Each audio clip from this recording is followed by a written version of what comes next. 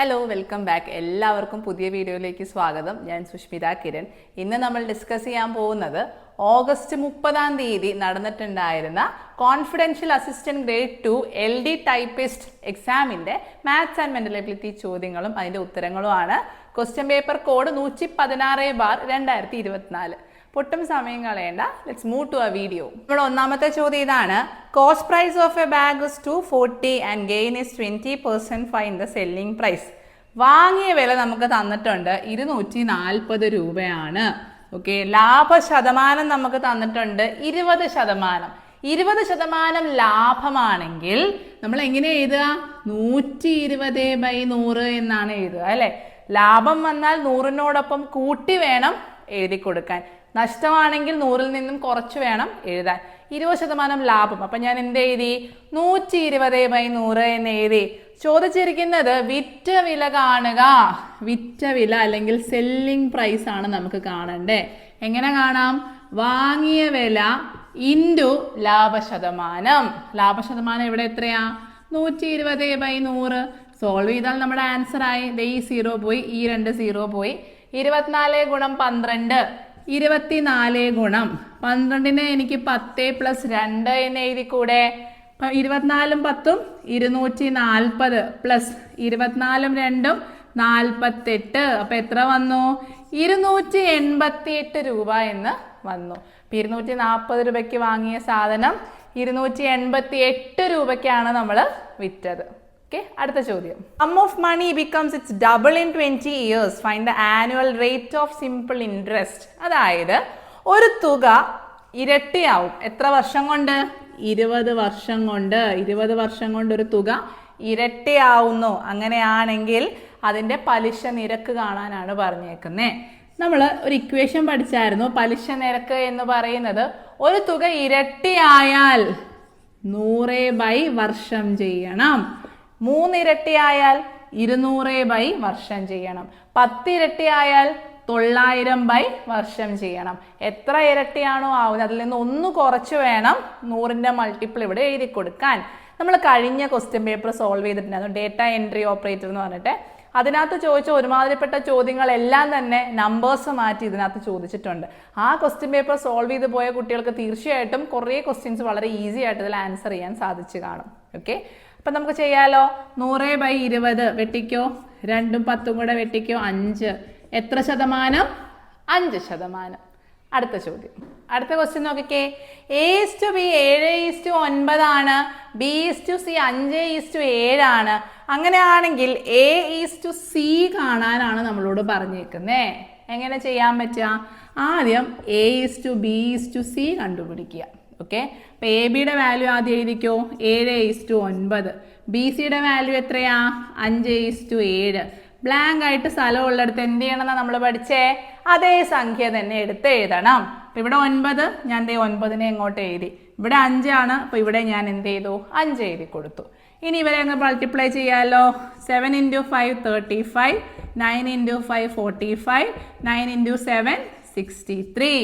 ഇനി എയുടെ താഴെ കിടക്കുന്ന ആളെ എടുത്തങ്ങ് എഴുതുക, 35. സിയുടെ താഴെ കിടക്കുന്ന ആളെ എടുത്തങ്ങ് എഴുതിക്കോ, 63. കണ്ടോ?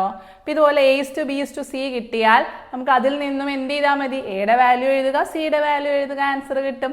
ഫൈൻ, വെട്ടാലോ. 7 വെച്ച് വെട്ടാം. 7 × 5 35, 7 × 9 63. നമ്മുടെ ആൻസർ എത്ര വന്നു? 5:9. ഓക്കെ, അടുത്ത ചോദ്യം. Speed of a train is 35.5 m/s. Speed നമുക്ക് എത്രയാണ്? 35.5 m/s ആണ് എന്ന് തന്നിട്ടുണ്ട്. What is the distance covered by it in 40 minutes? 40 minute കൊണ്ട് എത്ര ദൂരം സഞ്ചരിക്കും? അപ്പം ആദ്യം നോക്കിക്കേ, ഉത്തരം തന്നിരിക്കുന്നത് കിലോമീറ്ററിലാണ്. അപ്പം നമ്മൾ എന്ത് ചെയ്യണം? m/s km/h മാറ്റണം. ഒന്നാമത്തെ സ്റ്റെപ്പ് അതാ.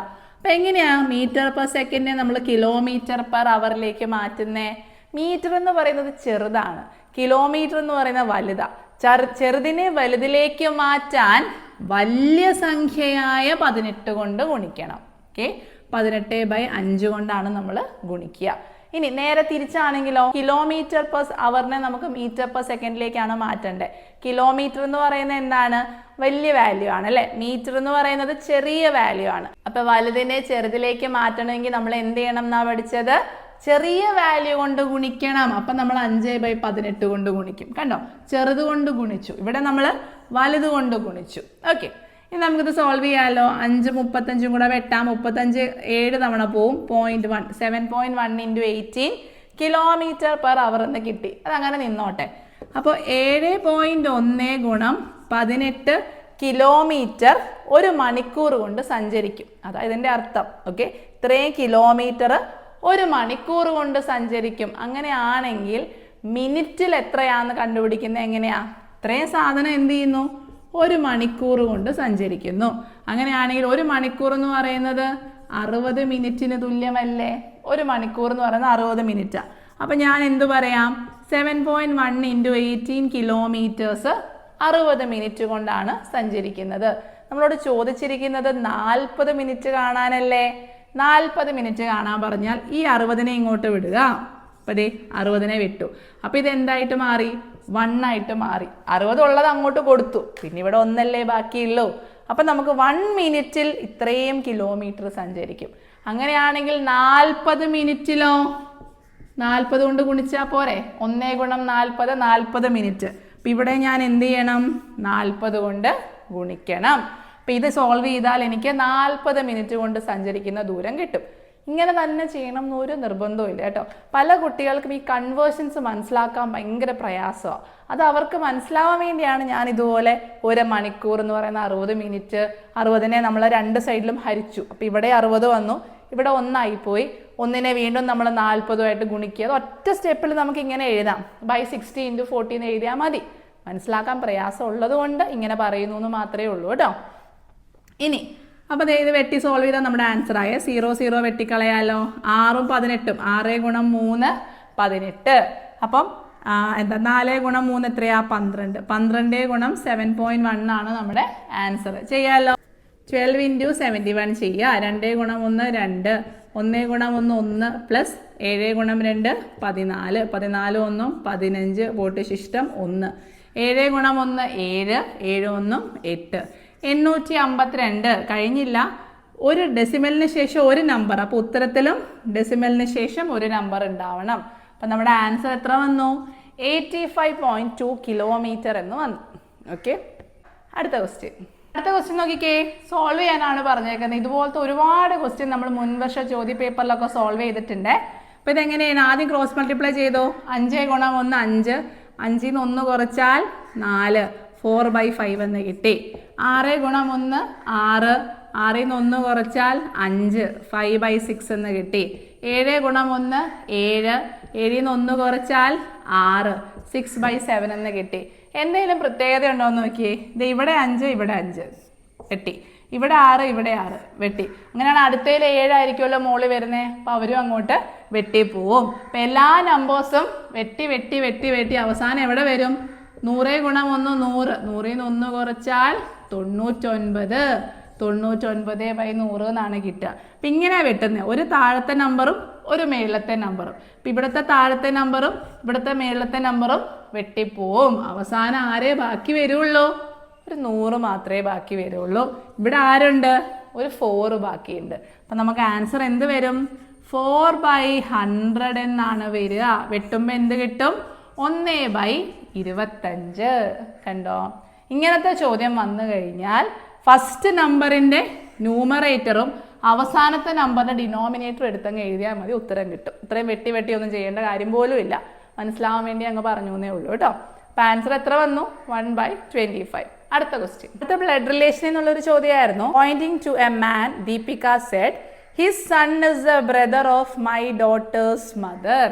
അതായത് ഒരു പുരുഷനെ ചൂണ്ടിക്കാണിച്ചുകൊണ്ട് ദീപിക പറയുകയാണ് അവൻ്റെ മകൻ എന്ന് പറയുമ്പോൾ ഒരു പുരുഷൻ ഇവിടെ ഉണ്ട്. പുരുഷനാണ് എക്സ്, ഇയാളെയാണ് നമ്മൾ ബന്ധം കണ്ടുപിടിക്കേണ്ടത്.